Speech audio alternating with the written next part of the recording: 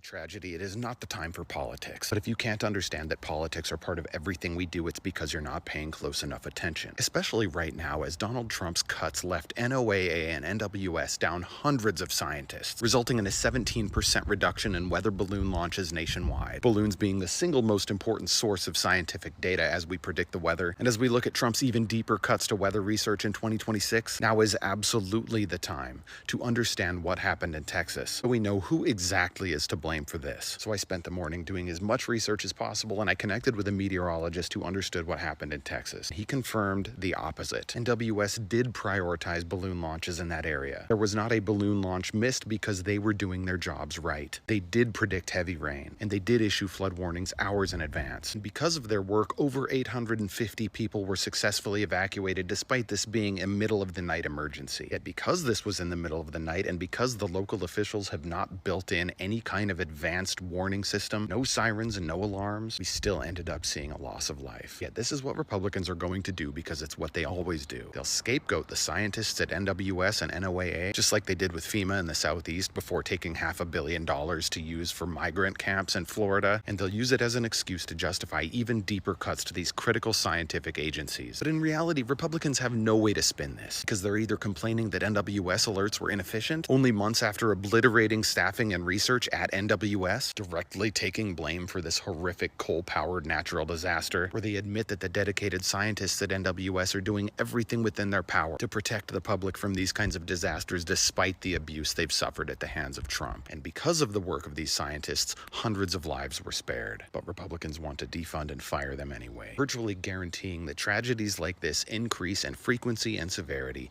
indefinitely into the future. Is underwater again, families are displaced, homes destroyed, lives upended, and instead of taking responsibility, Republican leaders are back to their favorite sport, the blame game.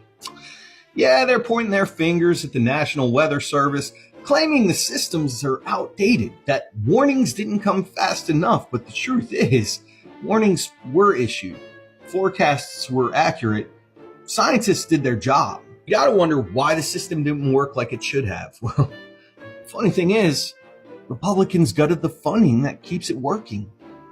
Yeah, the same politicians blaming FEMA and NOAA for failing are the ones who voted to cut their budgets.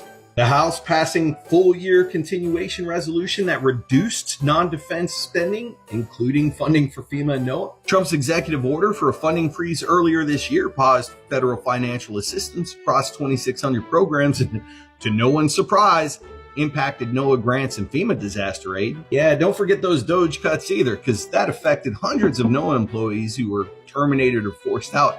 And FEMA's staffing was reduced by 2,000 employees with internal restructure and leadership shakeups like Gnome, the loudest deflector of the bunch. They're over here handicapping the system and blaming the system they created. That's just not incompetence, it's sabotage. And Texans are paying the price. This isn't the first time. In 2021, they blamed wind turbines for power grid collapse caused by fossil fuel failures. In 2023, they slashed NOAA grants and flood mitigation funds and acted shocked when early warning systems failed to reach rural communities. They cut, they lie, then they blame the scientists. Republicans had their choice: fund disaster preparedness or fund billionaire tax breaks. And they made their choice, and now Texans are wading through the consequences.